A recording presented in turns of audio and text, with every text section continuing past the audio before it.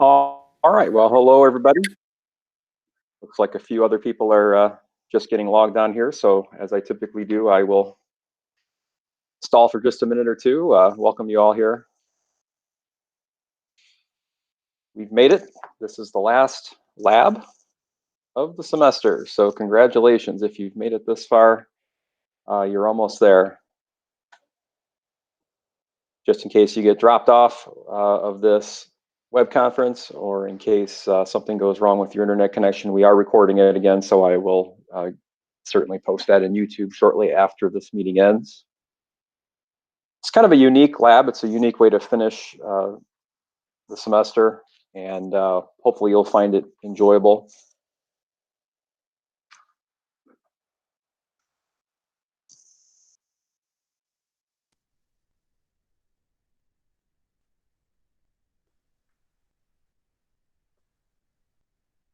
Looks like a few others are trickling in here, so I'll just pause for another 30 seconds or so to give some people time. I know our devices are under a lot of strain here. Sometimes it takes a few seconds or minutes for our laptops to churn away before we can get connected here. So just hang in there one moment.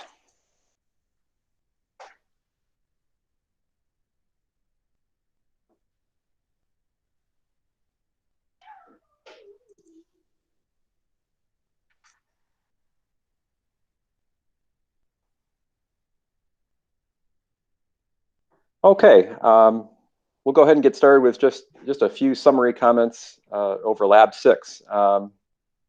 It was a frustrating lab for me. Nothing that you did made it frustrating.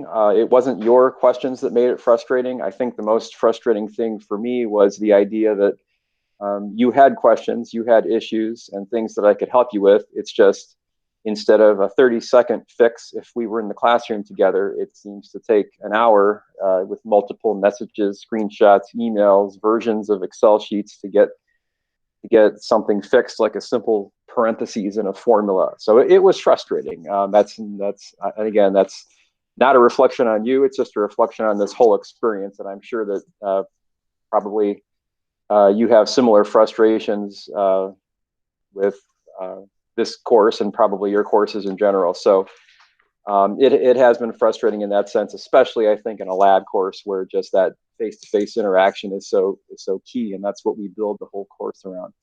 So I'm hoping that this portion, or this final 2-week lab, will be a little bit of a refresher, because it gives you significantly more freedom to design your experiment. And if you've been missing the whole data gathering part, well, then you get to do that this time too. So I'm not sure if you have viewed the write-up or the report. If you haven't, that's okay, because I'm going to switch over to that screen right now. So give me just a second to do that. We'll go through, if you're following along, we have the lab write-up posted in Blackboard for Lab 7, the challenge lab.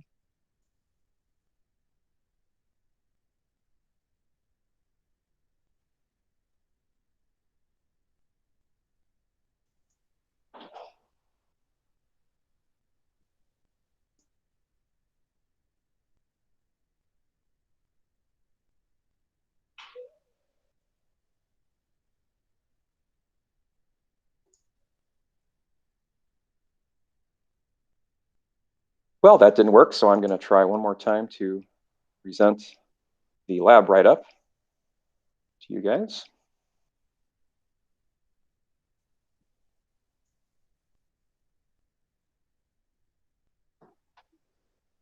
Okay, hopefully you're seeing Lab 7 Challenge Lab on the screen now. This was specifically designed by me for these circumstances, okay? You've probably figured out that the other labs were, in some form or fashion modified, but they were similar to what you were going to be doing had we been meeting in person. This one is not. It's completely different. So I really had kind of my own brainstorming session and thought, what's the best way for my students to be able to show the skills that they've learned in this course without doing more of the same, which is kind of me giving you data that you didn't gather, you didn't measure. It's hard to answer questions about an experiment when you weren't there to gather the data. So as it says here, you're going to put together your knowledge about everything you've learned here through a challenge. So the challenge is simply this. It's for you to measure Earth's gravitational constant. And the challenge is to do so with as much accuracy and precision as possible. Remember what those words mean. We want you to be as accurate as possible, meaning that we want you to get as close to an expected value as possible. We also want you to be as precise as possible, meaning that, of course, we don't want a lot of randomness or uncertainty in your data.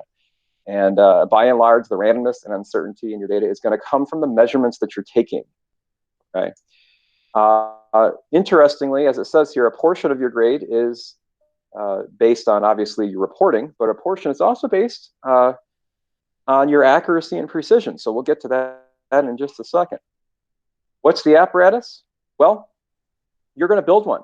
And there's no definite single way I want you to do this. I want to allow some freedom and some experimentation based on your circumstances, based on your equipment. Maybe you're stuck in an apartment or a dorm room. Maybe you're at home and have access to a garage full of stuff. Maybe you can drop things out of a window or build a pendulum or take a video of something. So really, there's many ways we could do this. And part of this process is brainstorming. Brainstorming which method, as it says here, will yield the greatest amount of accuracy and precision as possible, and why. As you read here, you'll see that you do have a chance to repeat your experiment and make some changes. Should something not work out the best that you know it could, or should you see that a change is necessary, you have that opportunity. Here's the rules. Again, we're working alone. We're not working in groups this time. You need to use Excel for all of your calculations. You're going to see in the report that following your initial results here in the step number 3, you're going to have a discussion or a conversation with me, because I want to talk through with each and one of you, and we can certainly do this with the class size we have. I want to talk through what your results mean, what some possible sources of systematic error or random error were, and how to possibly reduce those, and then let that discussion happen to guide you into part 2, where you repeat the experiment by making some changes. And again, here is the grade. So you do receive a significant number of points for your written analysis, but the challenge part is there's a little bit of skin in the game here. The more accurate and more precise you are, the more of these 14 points you can earn towards your final grade on this lab. Okay. What are we going to expect for our value of G? So that standard 9.8 isn't necessarily good enough for this. There are other internet sources. This is a particularly good one. You simply type in your latitude, longitude, and elevation, and it will provide you with a more precise estimate based on satellite readings of G in your particular location. Some of you may be in Valpo, some of you may be on the other side of the world. And so we want you to have an expected value based on where you are taking your data. How do you know where to start? Well, I would say that a good place to start is your notes from the lecture course. Browse through any equation you find that has the value for G, and it could potentially be used. And so maybe make a list of those real quick. And obviously you would solve for or measure for everything else. And then G would be your unknown. Once you have all of your possibilities, thinking about the limitations of the equipment that you have at your disposal, and also thinking about how you're going to analyze the data that you have. We can obviously do this in a very simplistic way with a stopwatch and something falling, but I would actually encourage you to use some of the tools that we've already learned how to use this semester. One of the key ones that we've used for several labs is the tracker software. As it turns out, this tracker software, you've used it. There's instructions for how to use it in your lab manual. It's also free, and you can download it at this website right here. So I went ahead and listed that. All the same rules apply in terms of auto or manual tracking.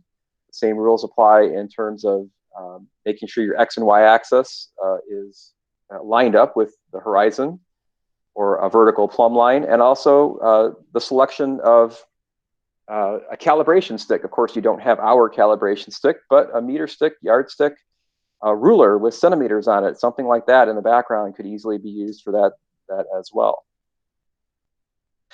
You'll then perform your experiment. The guidelines are here. I'm not necessarily going to read them, but it basically says perform your experiment and document it in the same way you would have by listing that data in an Excel spreadsheet and include any graphs or regressions, and discuss how your results compare to what you expected, just as we've been doing all semester.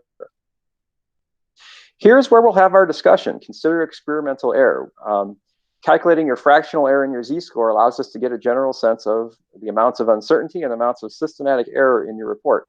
Write about what you think that came from, why it's there, and all the possible ways to reduce it for the next experiment. And then this is where you're going to have that conversation with me, as you'll see in the lab report. You might have that conversation with me. That would be great to have a conversation with me at this time next week when we're having this discussion. We could run ideas past each other, and maybe other classmates could throw out some ideas as well to kind of simulate that in-class experiments. You'll then, based on those suggestions, repeat the experiment, and then you'll be graded based on how accurate and how precise you were. So the nice thing is that if you accidentally try something and it makes your results worse, that's okay. We can still use your results from your first experiment. So don't be necessarily afraid about that. If you have some pretty decent results, you're still going to want to try to do better, but you kind of have that to rely on. If you are less than 0.1 meter per second squared away, you get the full points for accuracy, and so on and so forth here, all the way down to greater than 0.7 off from the expected value, you would receive 2 points. For precision, that is uncertainty, that is random error. All those things mean the same thing. We could also throw standard deviation in there. If your standard deviation is very low, you get more points, meaning that your measurements aren't varying by very much on average as you take them. You must have a very precise way to take those measurements all the way up to greater than 0.5. I'm going to turn this screen off for just a second and switch over to the lab report as well. I'm not going to spend nearly as much time on the lab report because it's relatively straightforward. Essentially, as you know, you are just documenting your steps. And so I tried to make that as clear-cut as possible as well. Just give me a second here.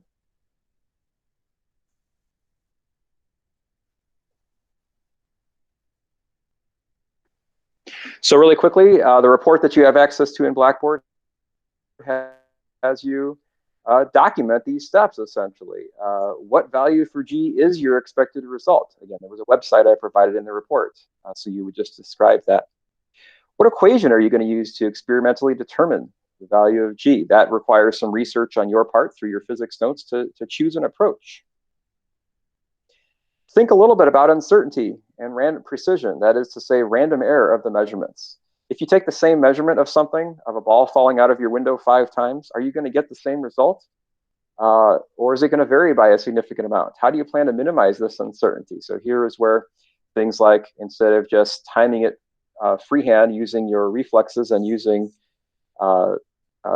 we could possibly use a video and a tracker software to reduce that uncertainty.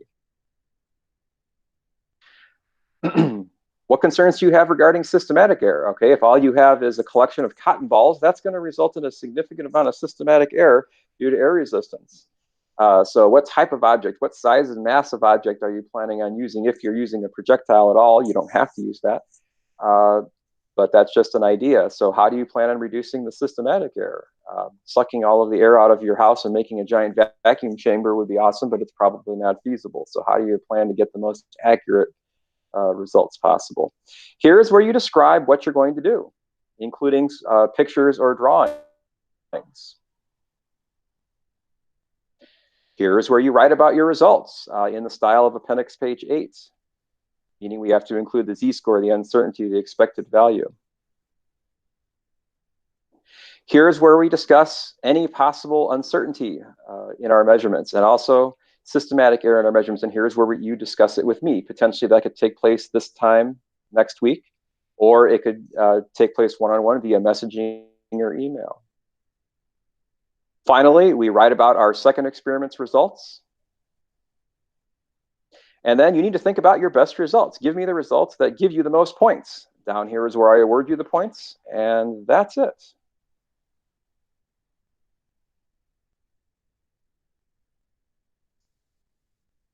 So I'm not sure if you're a little excited about this or a little scared about it. The nice thing is it's physics you should be very familiar with, since we've learned about this since really the beginning of the course. Hopefully it gives you a little bit of freedom from following multi-step procedures and pages or YouTube videos of me explaining things that you're not quite sure what I'm talking about. But you also might be a little bit scared with that, scared with that freedom as well. So certainly you can reach out to me if you have any ideas or just want to run an idea past me. I didn't require that you run your idea for measurements past me, but why not? Just send me a quick email or message about what possible ideas you have. If you're running into some issues or want some ideas, I'm full of them. Not that you have to use my ideas, but I've certainly done this experiment in a number of different ways, so you can certainly use me as a reference as well. Well, I'll stall just a little bit here. If you guys have any questions at all, feel free to ask out loud or in the comment section. I just want to, again, reaffirm you that your hard work is going to pay off. We still do have some people working on Lab 6 and have been struggling through it. So my email there where I don't want you to suffer in silence is true. I do feel for you. I know that this is not easy. It has not been easy for me, and I try to put myself in your shoes whenever possible. So I certainly have sympathy. You know, I'm not a student, but I was, and I want this to be educational and also not too stressful and too hard on you. So let me make it as easy as possible, if I can.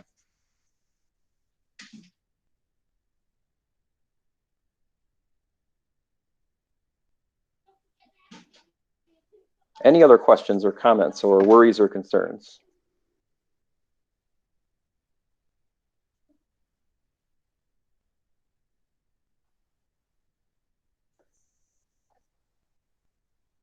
Well, I'll stay on for a few seconds just in case somebody is trying to ask something and hasn't been able to. But other than that, please enjoy the rest of your Monday. Good luck brainstorming possible ways to measure G, and run some things past me if you have any questions. Have a great day, everyone. Professor? Yes. So I just had like a question from the previous lab, that's lab 6.